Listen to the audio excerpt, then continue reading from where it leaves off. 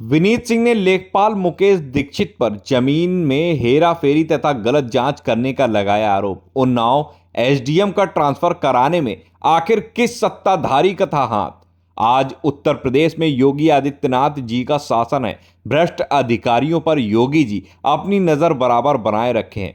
साहित्य की नगरी जनपद उन्नाव में सरकारी अधिकारियों का भ्रष्टाचार का बोलबाला है। लगातार न्यूज़पेपर न्यूज़ चैनल के माध्यम से बराबर खबर प्रकाशित की जाती है, परंतु मजबूत सत्ताधारी की पकड़ के कारण ना जांच ना ही कार्रवाई की जाती है। योगी जी ऐसे भ्रष्टाचारी अधिकारियों पर जांच कर आखिर कार्रवाई क्यों नहीं की जा रही, जो दीमक बनकर गरीब लोगों का लहू पीकर अपनी तिजोरी भर रहे? विनीत सिंह ने योगी आदित्यनाथ जी से जांच कर कार्रवाई करने की गुहार लगाई है।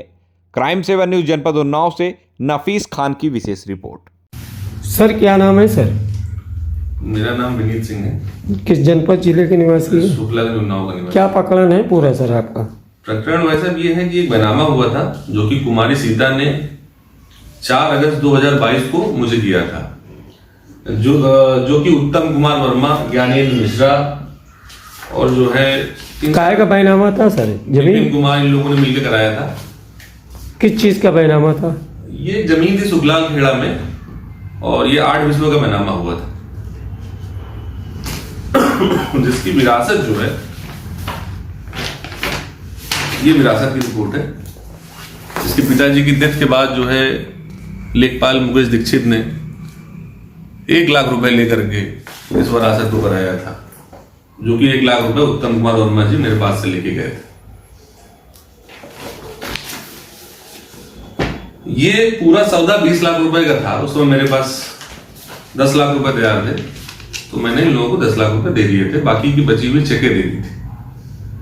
और ये तय हुआ था कि आने वाले 1 साल में जब जैसे जैसे पैसा तैयार होगा बता दिया जाएगा, चेक लगा करके वो पैसा निकाल लेंगे। इन लोगों ने किया क्या, जैसे बैनामा हुआ उसके दूसरे दिन ही दोनों चेकें भर करके बचे हुए अमाउंट की उस चेक को बाउंस करा दिया।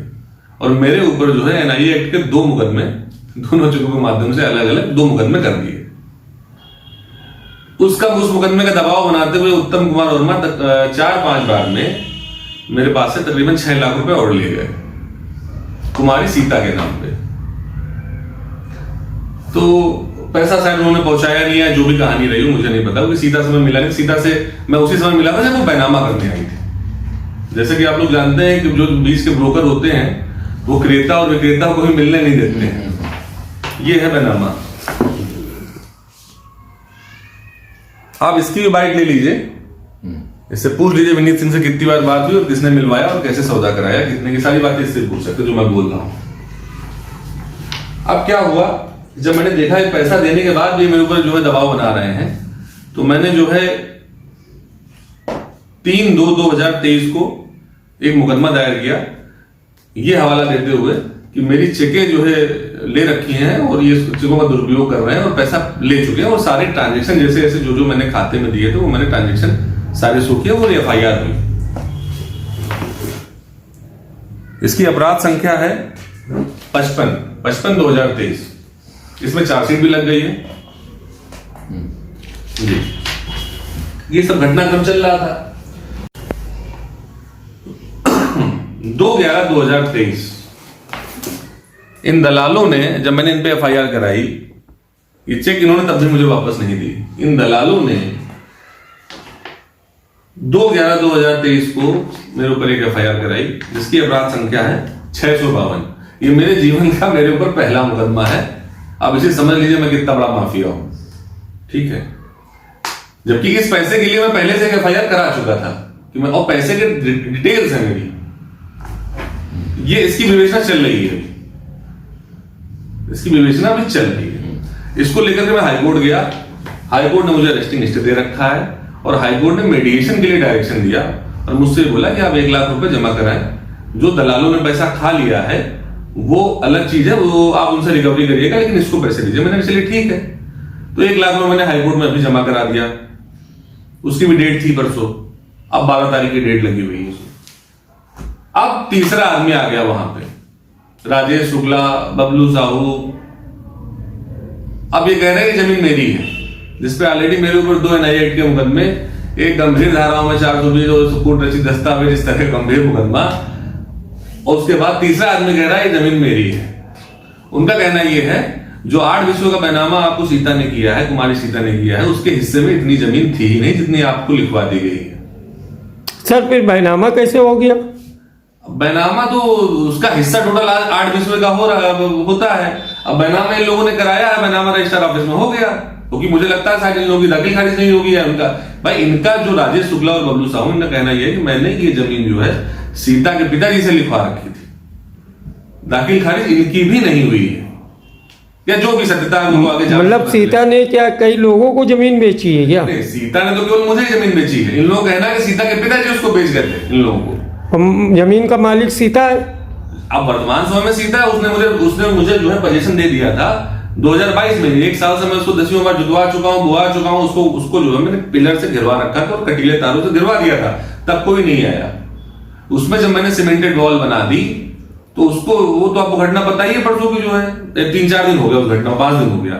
ये लोग सब आए, उसको तोड़ ताड़ दिया, और उसको तोड़वाने में जो है लेखपाल मुकेश दीक्षित का पूरा रोल है। ये मौके पे वहां जा करके इसी ने उकसा करके वो दीवार तोड़वाई है। और अब आप एक चीज समझिए, ये बैनामा है, इसकी जो है दाखिल खारिज मुकेश दीक्षित ने रिपोर्ट लगाई। ये देखिए रिपोर्ट लगाई कि इसमें विक्रेता की जाति स्पष्ट नहीं है, और जो है क्रेता ने कब्जा नहीं पाया है। अब इससे पूछे इसको कैसे पता चला कि किसका कब्जा है वहां पे? मुकेश दीक्षित खुद एक जो है भूमाफिया सिंडिकेट का हिस्सा है। ये साफ सुथरी जमीनों को भी जो है विवादित करवा करके और कहीं ना कहीं भूमाफियाओं को बिकवाने में सहयोग करता है सस्ते दामों पे। मैं आपको रिपोर्ट दिखा रहा हूं जो उसने लगाई। हाँ भाई,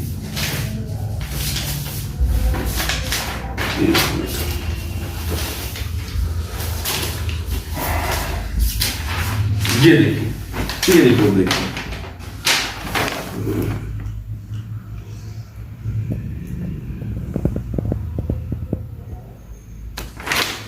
इसमें लिखा हुआ है, पत्रावली पुकारी गई,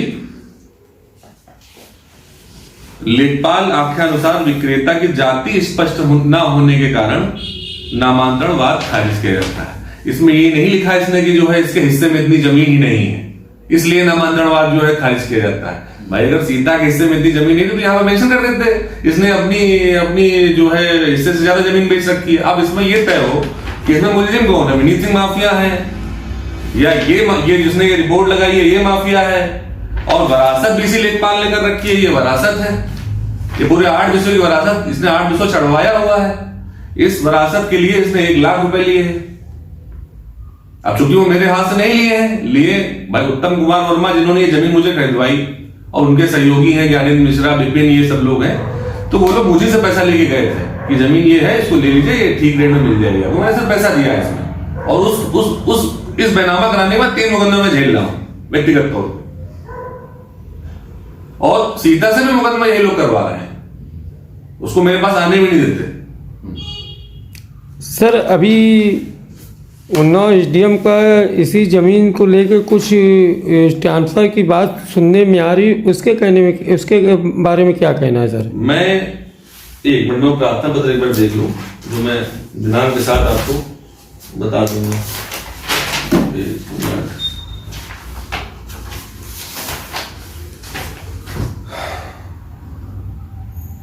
मैंने एक प्रार्थना पत्र दिया था, मैंने खुद गया था अजय मैडम के पास जब मेरी बाउंड्री तोड़ दी लोगों ने।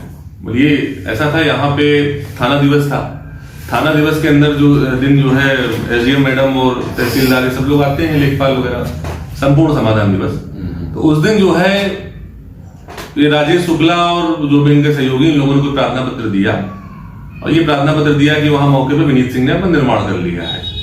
1 साल से जब मैं उसको झूठ बोल रहा था तब कोई नहीं आया निर्माण बताने के लिए, ना कहीं किसी ने प्रार्थना पत्र डाला।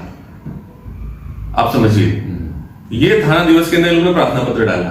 मौके पे लेखपाल कानून को वहां पे गया, मैडम ने आदेश दिया कि जाइए वहां मौका पे देखकर कुछ जांच करके उसकी आख्या दीजिए। इन लोगों ने उन लोगों को उकसा दिया और उस भीड़ ने पूरी बाउंड्री तोड़ दी।